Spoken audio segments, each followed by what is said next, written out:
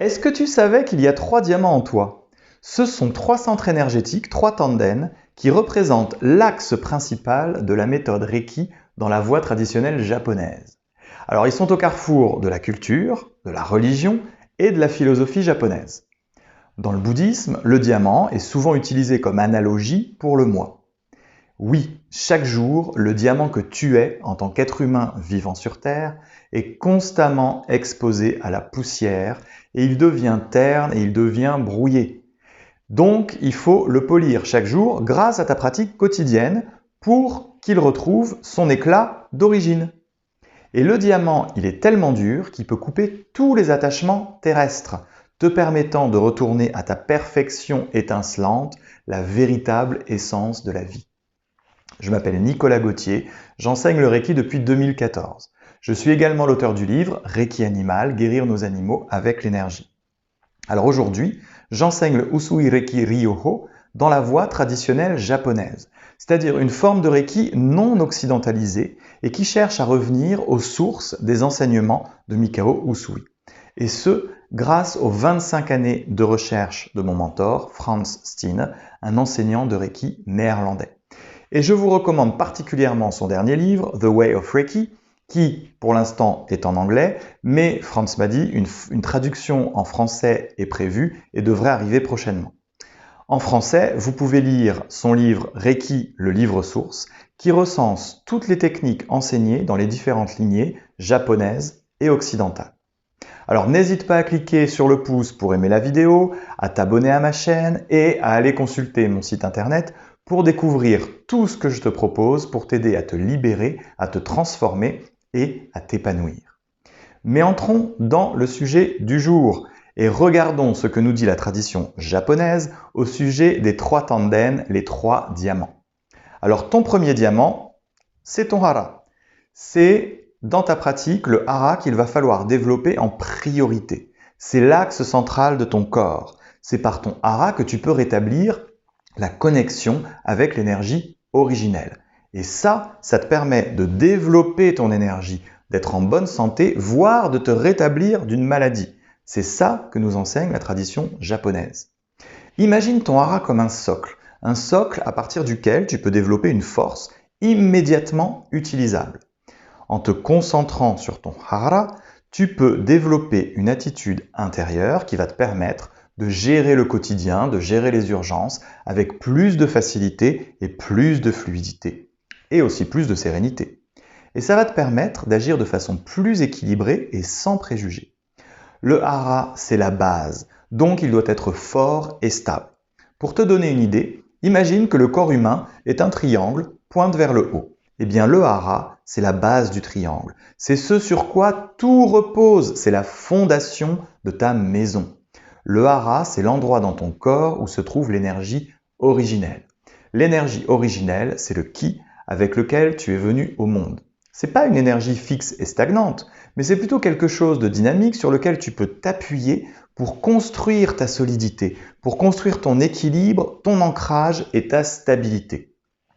Alors symboliquement, le hara est relié à l'énergie de la Terre. Cette énergie de la Terre, c'est la force, c'est la puissance, c'est l'ancrage. Et cette force d'ancrage, elle va te permettre de développer par ta pratique non seulement ta force physique et mentale, mais aussi ta confiance en toi. Mais aussi, ça va te permettre d'agir de façon pragmatique et réaliste, de te sentir en sécurité et de te sentir connecté à ton environnement. Alors en travaillant ta connexion à la Terre, tu développes ta concentration, ta persévérance et tu stabilises ton esprit. Ça va t'aider à gérer des émotions telles que la peur, le doute, la faible estime de toi. Dans l'enseignement du premier degré de Reiki, Shoden, un très fort accent est mis sur les pratiques qui vont servir à renforcer la connexion à ton hara, parce que c'est ce qui va te permettre de garder des fondations bien solides lorsque plus tard tu vas avancer dans ta pratique et dans les autres degrés de Reiki.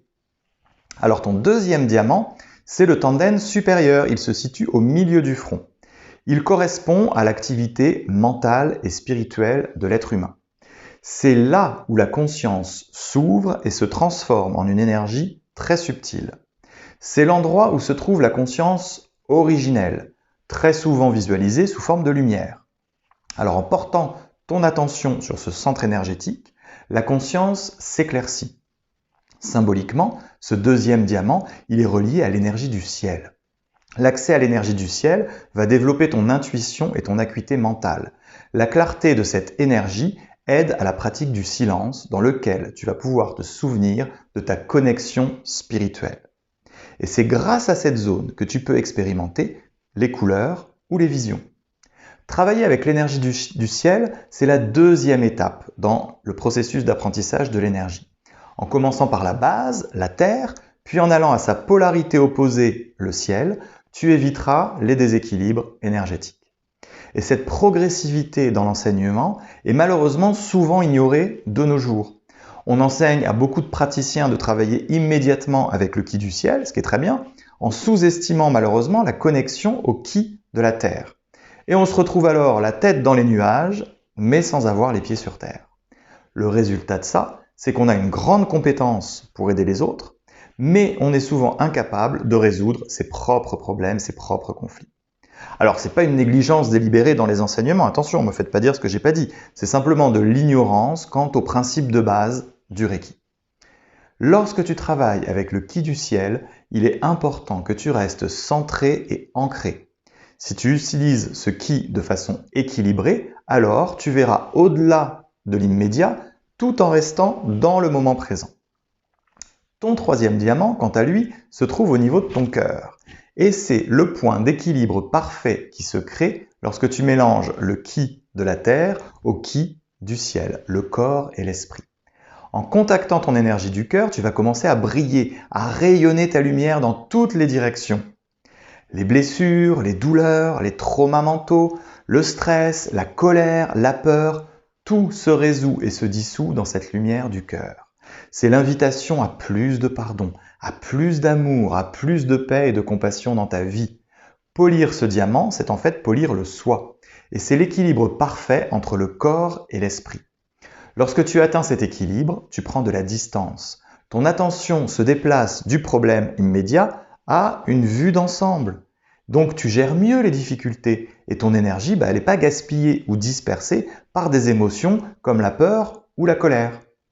Morei Ueshiba, le fondateur de l'aïkido, a écrit « Mélange l'énergie de la terre et du ciel avec ta propre énergie et deviens la vie elle-même. Alors que le calme se fait, dépose-toi dans le royaume caché du sans-forme et c'est le retour au cœur des choses. » Et ce cœur des choses, c'est l'équilibre que tu atteins en créant l'harmonie entre ton corps, ton esprit et ton cœur, en formant le plus beau de tous les diamants, toi. Maintenant que tu as compris tout l'intérêt qu'il y a à connecter les trois diamants, voilà comment tu vas t'y prendre.